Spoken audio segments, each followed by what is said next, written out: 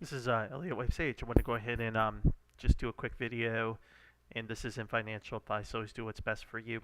So Friday, I posted a video during trade-in, letting people know that we were close to a reversal, and then there was some unusual trade-in behavior in oil that was going against a bearish structure. And just what do you mean by that? Well, we had three waves up, and really right here we should have puked and really started moving lower, but we didn't. And this reaction like that, when you see that, there's like, whoa, that's not a bearish structure anymore. And sure enough, we get the 303, and there was news. So I'm sure some insiders knew what was happening. And now, what's the oil chart telling us? And oil may be the black swan. Maybe the black swan after all. You see that daily, it erased divergence and truncated it. So perhaps, again, I don't think they all just kind of came to an agreement in 24 hours, OPEC. I believe they had been talking about it, and it got bid up, and it got back within this structure. And if you look here, you have a reversal. So this whole move is now done. This whole move is now done. And so that means this bigger, higher degree X is in place, in my opinion. And I could be wrong. So you have three waves, A, B, C, and then here's your X. And now we need an ABC. This could push prices eventually to 190, 200, 210. This would be a perfect scenario and setup for a NASDAQ and SPY, a correction or crash. This would be a perfect setup for that if this happens. But now we need to see if it falls through or not. But it seems like to me the cycle's over, and we at least will probably come back up to 95. So this is the bearish. So this is going to really mess up the CPI reports in inflation. Has been tame narrative. This is going to really screw things up because of those monthly comparisons. Oh, those monthly comparisons. This will get factored in the next 60 days, these prices. And if it keeps pushing higher, it will continue to play a role, and it will come out may be hot. The inflation report in May, and so this changes everything. So we'll see what happens. So in contrast, the market may anticipate, this move. Okay, well then the Fed will raise, so the dollar will surge in anticipation, and the dollar is rising. I wouldn't say surging, but now it's broken the downtrend. So we should be going into this wave higher. So this is like the setup to get this risk-off moment going in the market, I believe, for now. And also, oil shows this type of setup in oil also shows that the countries are coming together to work against the United States. That they're in some ways irrelevant. The United States is irrelevant. So traders are also going to have to price what that is, and it has nothing to do with what the supply cut up. Just that you had a group of nations come together so quickly and unilaterally cut production and leave the United States in the dark and do it, and without any dissent, tells me that has to get priced into the market, whatever you want to call that. So that also means there's a floor underneath these prices, because if it just goes back down, they'll just cut production again in the same way they did before. So if you're a mentality of an oil trader, I mean, you would want to just buy any dip at this point. There's really no, here you have your floor. This is your floor, and you have a fundamental floor in price. The only way you could fight it is if you could get demand to plummet. You need a recession, and a massive one. That would overwhelm it. So the Fed will have to raise rates and get that recession to fight this high oil, and we know what and also high oil does lead to a slowdown in it itself. But in this day, the market and governments are going to pay higher oil. They're going to keep the military going. There's always a marginal bidder for oil, no matter the price. So I think it's a massive stagflation problem. So it's interesting. Could that be the black swan? I don't know. We had Tesla's numbers didn't come out that great because they had cuts to production. They cut production, but sales didn't grow in proportion. So it actually should net out to be a negative revenue and earnings hit. Anyway, let's go through the market real quick again, just real quick, and see. We'll go through the futures. So the Dow is in the sell area, and it's probably holding up because high oil. The energy sector makes money from that. There's companies that will make money from that, so they may move higher, but the futures on the industrial side not really moving that much. The ES open lower off the peak, and we'll see if it gets pushed back. We lose this whole wick.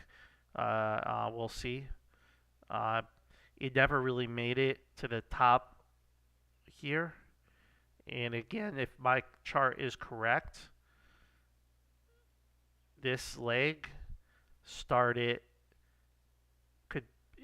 could have ended on Friday, right? B, and then you get C, and that would be perfect if you got C coincides with Y,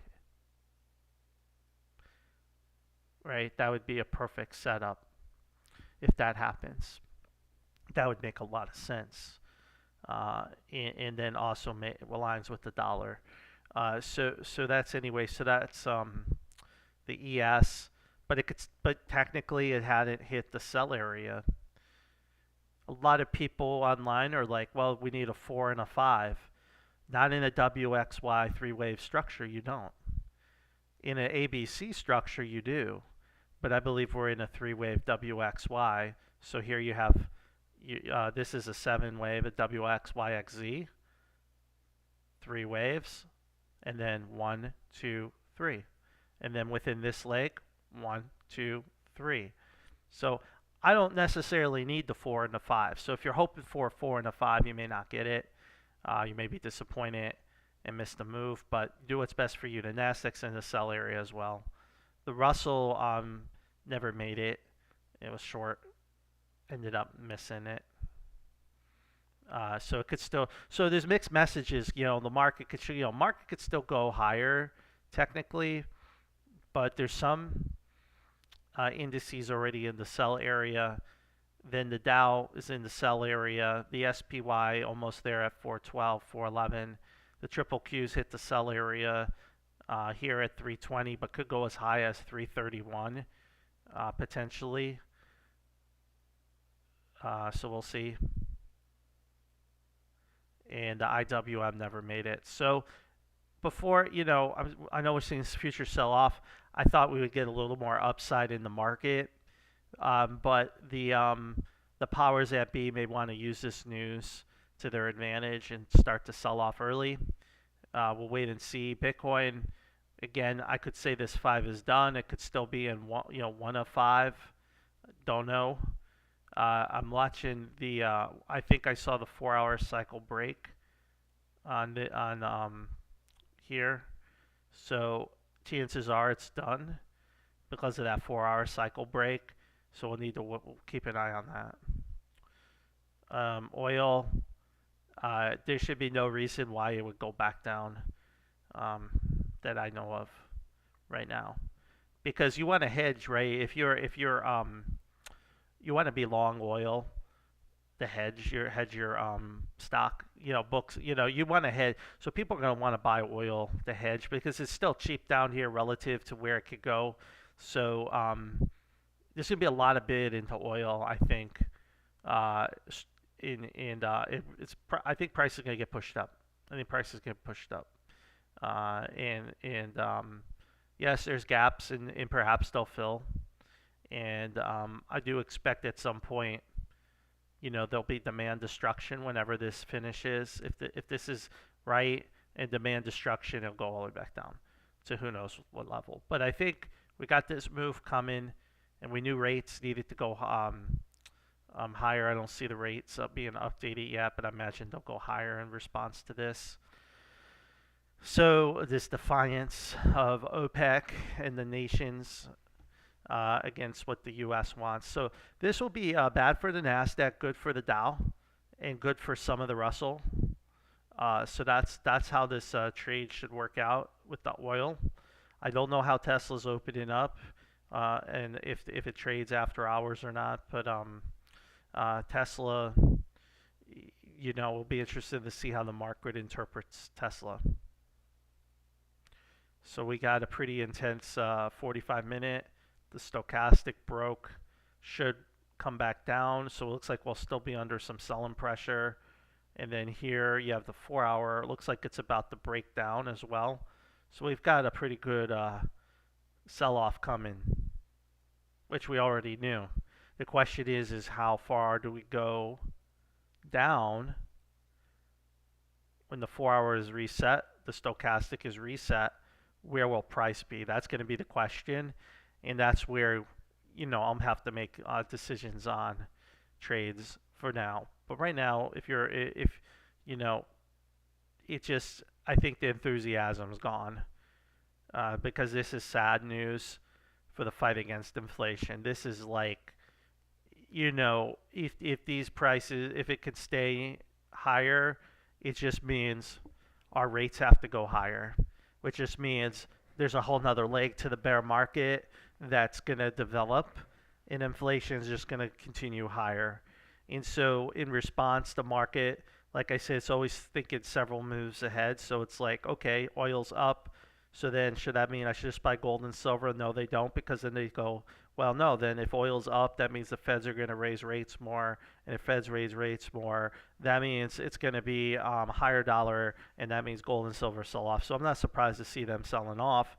And we have to be careful, because this may not be a bullish structure anymore, because as you know, we have 3 waves up. It could become a big flat in 4. So keep an eye on that. That would be another gift, a buying opportunity gift in gold if that happens, if we get a flat and it fools the market.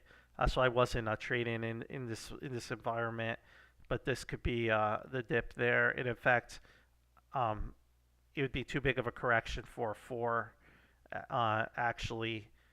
So I would just put I'd probably just put the 1 there and do something like that for now. If this breaks down, if it breaks down, I'm just showing you an alternative view. And then silver can also be tricky, right? It didn't break the high, so it could still be corrective, and that would be 19.4 down there. Be very interesting to see. So natural gas got hit hard on open. Here's the thing about natural gas: it tends to follow oil, but it lags oil, I've noticed. So like oil pumps, then maybe some days later, natural gas pump. Like they kind of trade together, but natural gas lags oil. So keep an eye on that. If natural gas wants to puke down, and oil is mooning, as it's going to moon, then eventually it's going to come back. Oil is the commodity of all commodities. It's priced into everything almost. It translates everywhere, and so honestly, if oil goes up, most of these commodities will follow suit, and the ones that don't, they're reacting to a higher dollar, and they're reacting to a perception that the Fed will have to raise higher rates, which is why probably tech is getting hit the most on the futures. But really, this isn't a big sell-off. Honestly, it's not big. So again, there's not a lot of panic in the market, but the stochastics need to reset. This daily needs to reset, and I've shown you this chart before. Daily overbought here. down, here, down, here we'd even get overbought, down, here the massive high, top with daily divergence, a massive drop. Here you actually have daily divergence, just like you had here, but this is even more severe. So we have a daily cycle reset coming, guys, on in Nasdaq. It's at a day. It's so. Yeah, you ask yourself, should I be buying here, or should I be selling here? Right? Am I a buyer, or am I a seller? Right? If I just showed you all those things, here's the stochastic, here's the other stochastic. I'm willing to bet somewhere in the future, this will be back down here, this will be back down here, and this price will be a lot lower. And it's just not rocket science, right? I mean, is this going to just go all the way up? Is this just going to go all the way up? It can't. It's overbought. It doesn't take a lot of selling to get the panic going, because no one's hedged, no one's prepared for it. It's a lot of disbelief and denial. And again, I'm just showing you the chart, guys. I'm just showing you the chart. We have a three-wave move, right? Peak, peak, breakout. How far can it go? Well, let's look at the weekly. Weekly just broke out. Could go back up. Maybe create some divergence. Who knows? Monthly. Look at the stochastic. Oil can pump. Oil's the whole monthly soak is reset. Look where it was last time at the bottom. March 2020. Right here at this low. Here. Right there. Here. Right there. So you think oil set up to crash or rally? Probably rally, right? Probably rally. So good luck trading. I would expect a turn down. We'll see if this is scary enough news to turn the market lower on Monday. It may be. We'll see. Technically, the market should get a little more upside, but you know, things can truncate, counts can be slightly off, but whatever it is, it should be running on fumes pretty soon. I do see, like I say, the Russell and the ES missing, Nasdaq any moment, but you know, on the triple Qs could, you know, trade in this area. So it's just like I said, the market is ready for a sell-off.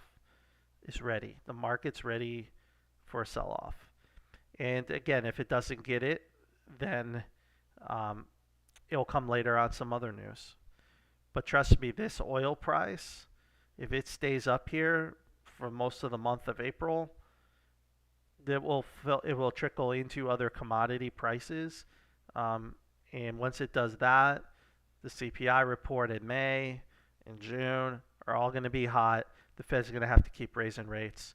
So watch the bond market tonight. See how this reacts short term. You know, we're looking for this B up. That might be the push up in B. Right? Where's the 1 year? I don't have that charted, so we'll skip over that. But that could be the push in B. And something like that. All right, guys, that's it. Talk to you guys later. Good luck tomorrow.